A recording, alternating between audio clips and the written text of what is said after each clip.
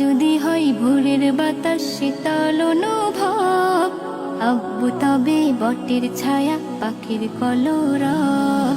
মা যদি হয় ভোরের বাতাস শীতল অনুভব, আব্বু তবে বটের ছায়া পাখির কলরব।